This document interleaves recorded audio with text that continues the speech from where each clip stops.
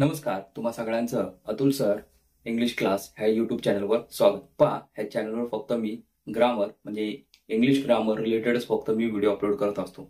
बघा, आजचा जो कन्सेप्ट आपला ऍडवर्बचा आहे, पण त्यातल्या प्रकाराचा आहे. बघा, ऍडवर्ब्स म्हणजे काय आधी समजून घ्या. ऍडवर्ब्स म्हणजेच क्रियाविशेषण. ऍडवर्ब्स म्हणजेच बघा, ह्या क्रियाविशेषणांचा डायरेक्टली संबंध कोणाशी येतो? क्रियापदाशी येतो. ज्यावेळेस तुम्ही त्या क्रियापदाला कसा, केव्हा, कोठे, किती, किती प्रमाणात आणि किती वेळा हेच प्रश्न तुम्हाला विचारायचे, तेव्हा जाऊन तुम्हाला काय ह्याची उत्तरं मिळतात. बघा, हे लक्षात आलं. ऍडवर्ब्स. आणि आजचा जो प्रकार आहे तुमचा इंटरगेटिव्ह ऍडवर्ब्स. काय?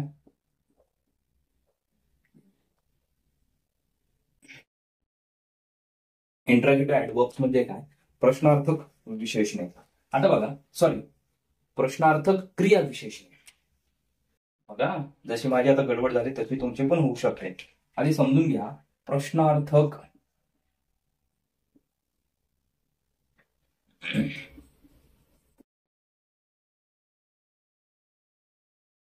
क्रिया विशेषणे आणि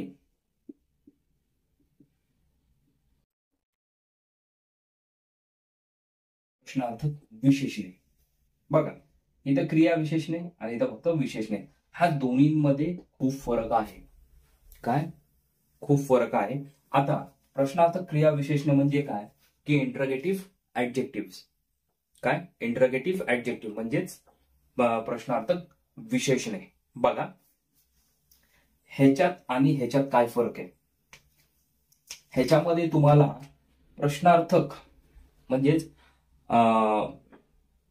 ज्यावेळेस तुम्ही एखादं डब्ल्यूएच घेणार, सोप्या भाषेत सांगतो, डब्ल्यूएच, त्याच्यानंतर तुम्हाला एक नाऊन घ्यावं लागतं.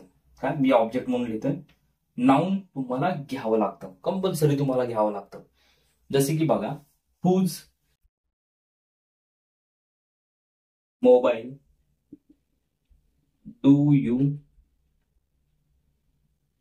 वॉन्ट आणि क्वेश्चन मार्क. बघा, इथं हुज नंतर काय आले?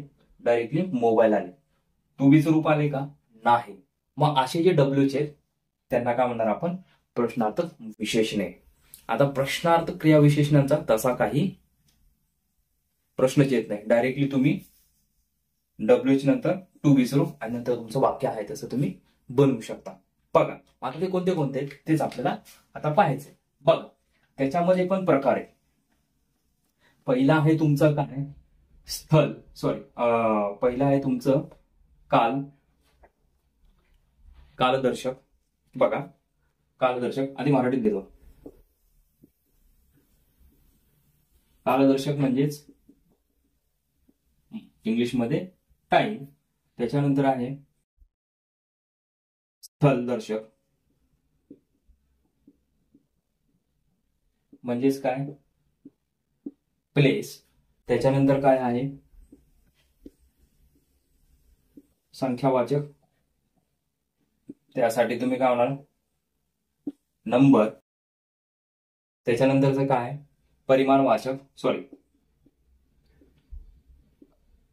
रीतिवाचक म्हणजेच मॅनर. त्यानंतरचं आहे परिमाणवाचक. परिमाण म्हणजे मापदंड, हा, म्हणजेच क्वांटिटी. त्यानंतरचं आहे बघा कारणदर्शक, म्हणजेच कारणदर्शकला रिझन म्हणणार. बघा, मग आता हे कोणते कोणते आहेत? आता कालदर्शक म्हणजे काय येतं? कुठे डब्ल्यूच येतात? वेन. काल आहे ना, वेन, कधी. नंतर आहे हाऊ लॉंग, किती वेळ. त्यानंतर आहे तुमचं हाऊ अर्ली. त्याच्यानंतर आहे हाऊ सून. हे कशाचं? कालदर्शक. म्हणजे ह्याच्यातनं तुमचं फक्त काळ म्हणजे कुठली वेळ दर्शवली जाते. त्याच्यानंतरचं काय आहे? स्थल म्हणजे प्लेस. त्यासाठी काय आहे? वेअर.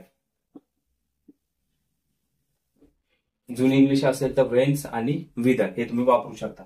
नंतर आहे संख्यावाचक म्हणलं तर काय येणार? हाऊ मेनी आणि हाऊ ऑफन.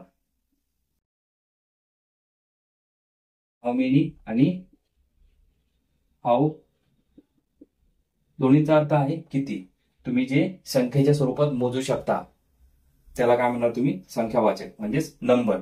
लक्षात ठेवायचं, जे तुम्ही संख्येच्या स्वरूपात मोजू शकता त्यांना तुम्ही हाऊ मेनी आणि हाऊ ऑफन तुम्हाला ही क्रियाविशेषणे वापरायचे. आता रीतिवाचक म्हणजेच काय, मॅनर. बघा, म्हणजे हाऊ म्हणजेच कसं. काय रीतिवाचक फक्त एकच आहे, हाऊ म्हणजे कसं. आता परिमाणवाचक म्हणजे क्वांटिटी. बघा, बल्कमध्ये संख्येच्या स्वरूपात आहे का, नाही. हा लक्षात, त्यावेळेस काय वापरणार, हाऊ मच. आणि हाऊ फार. बघा, हाऊ मेनी तुम्ही आणि हाऊ ऑफन हे संख्येच्या स्वरूपात मोजू शकतो, आणि हाऊ मच आणि हाऊ फार हे तुम्ही संख्येच्या स्वरूपात मोजू शकत नाही.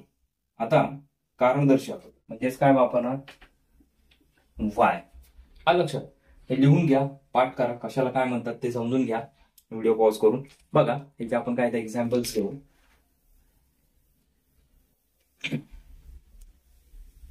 खूप सोपं आहे, अवघड नाही. हे लिहून थोडंसं पाठ करा म्हणजे तुमच्या लक्षात येऊन जाईल. ग्रामर मध्ये तुम्हाला हे कुठं वापरायचं, कसं वापरायचं हे तुमच्या लक्षात येऊन जाईल. बघा, याच्यात एक्झाम्पल्स पाहू आपण. when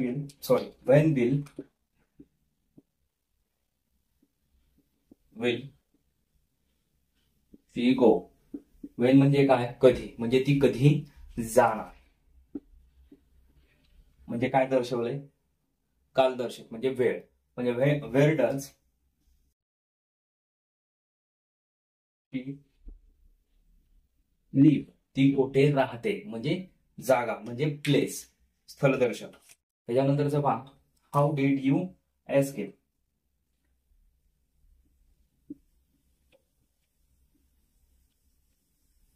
how did you escape म्हणजे तू कसा निसटला. एस्केप म्हणजे काय, निसटून पळून जाणे. म्हणजे तू कसा निसटला किंवा पळाला. आलं लक्षात, म्हणजे कसं म्हणजे काय, manner.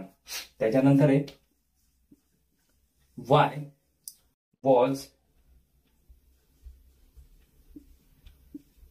She absent. Y was she absent.